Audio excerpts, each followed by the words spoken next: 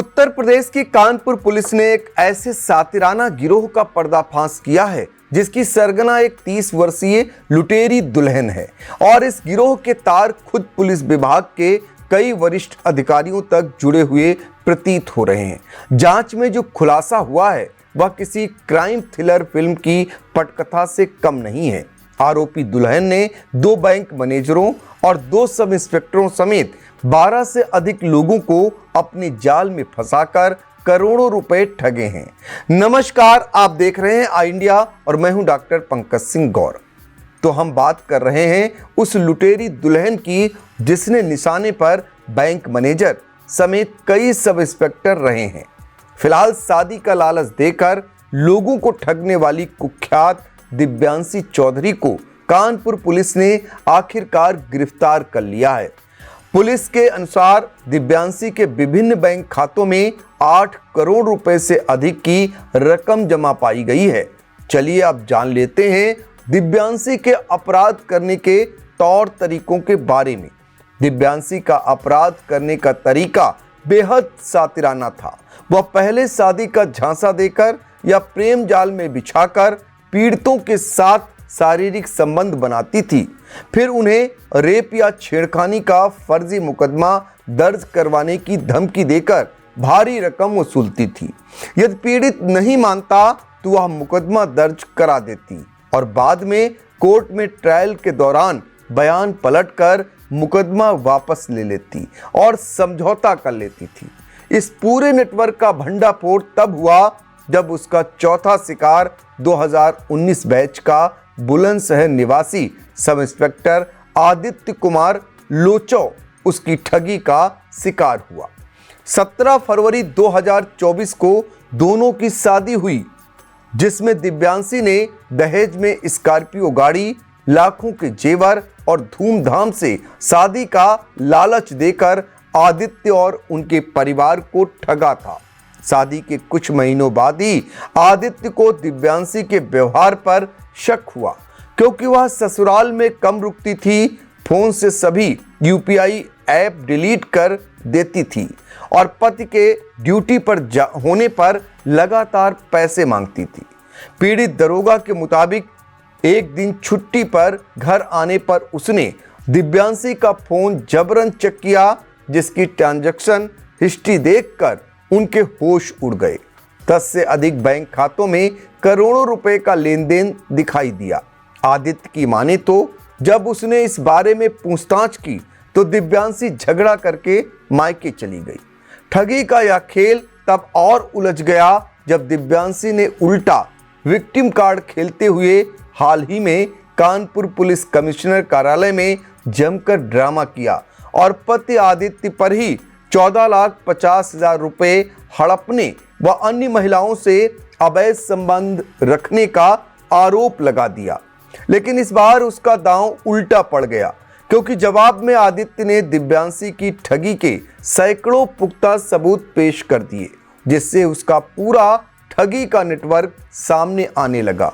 दिव्यांशी ने पुलिस को गुनाह करने के लिए कई बार हंगामा किया और पुलिस पर मदद न करने का आरोप भी लगाया, जिससे मानसिक प्रताड़ना से तंग आकर सब इंस्पेक्टर आदित्य ने 2 बार जीवन लीला समाप्त करने की कोशिश भी की थी। जांच में सबसे बड़ा और चौंकाने वाला खुलासा उस समय हुआ जब दिव्यांशी के खातों से करोड़ों रुपए के ट्रांजैक्शन मिले। इनमें मेरठ जोन में तैनात रहे कई वरिष्ठ पुलिस अधिकारियों, सब इंस्पेक्टर, इंस्पेक्टर और सीओ स्तर तक के अधिकारी शामिल हैं।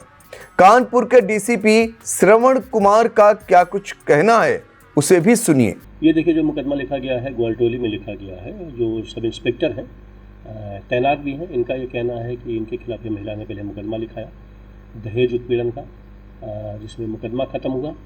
प्राइमरी जो जांच हुई, छानबीन हुई है, इसमें हुआ पता चला कि एक जो महिला जिसकी गिरफ्तारी हुई है वो शातिर है और 4 इसके पहले लोगों से शादी की थी और ब्लैकमेल करके सबसे कॉम्प्रोमाइज़ किया।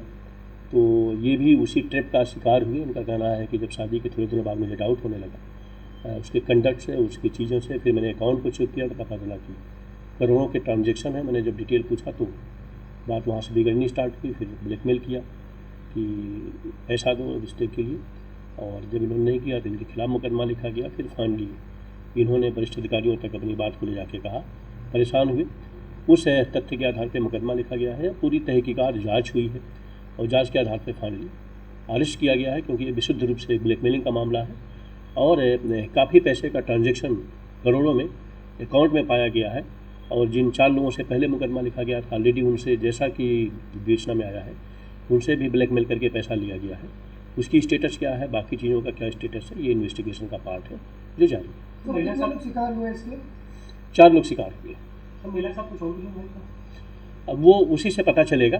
जाहिर सी बात है, अगर इतना बड़ा कोई चल रहा है, चाचा शादी होने के बाद अगर कोई पुलिस को ट्रैप कर रहा है और पुलिस के सब इंस्पेक्टर उसके शिकार हो जा रहे हैं, तो जाहिर सी बात है उसके पीछे कोई न कोई होगा। और वो सब डाटा के आधार पे, अकाउंट के आधार पे, फाइनेंशियल ट्रांजैक्शन के आधार पे क्लियर होगा। पुलिस का मानना है कि ठगी के इस गिरोह में ये पुलिस कर्मी भी शामिल हैं, जो गिरफ्तारी से पहले तक आदित्य पर लगातार समझौते का दबाव डाल रहे थे। बहरहाल दिव्यांशी चौधरी की गिरफ्तारी सिर्फ एक लुटेरी दुल्हन की कहानी का अंत नहीं है, बल्कि यह पुलिस संरक्षण में चल रहे एक संगठित अपराध के सड़े गले नेक्सस का पर्दाफाश है।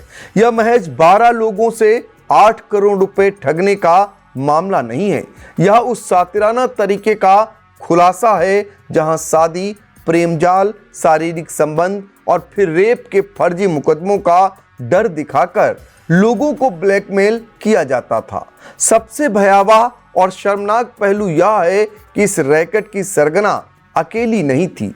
जब उसका चौथा पति खुद एक सब इंस्पेक्टर आदित्य लोचो इस जालसाजी का शिकार हुआ और उसने आवाज उठाई, तो दिव्यांशी के खातों से मेरठ जोन के सीओ और इंस्पेक्टर स्तर के कई पुलिस अधिकारियों के खातों में करोड़ों के ट्रांजैक्शन मिले। यह वही अधिकारी थे जो गिरफ्तारी के बाद भी पीड़ित दरोगा पर समझौते का दबाव डाल रहे थे। दिव्यांशी की यह ठगी उसी विभाग के संरक्षण में फल फूल रही थी जिस पर रक्षा का जिम्मा है। पीड़ित दरोगा का 2 बार जीवन लीला समाप्त करने का प्रयास यह दिखाता है कि यह जाल कितना गहरा है। दिव्यांशी की गिरफ्तारी तो महज पहली कड़ी है, असली चुनौती अब उन वर्दीधारी ठगों को बेनकाब करने की है जो इस गिरोह के असली संचालक थे।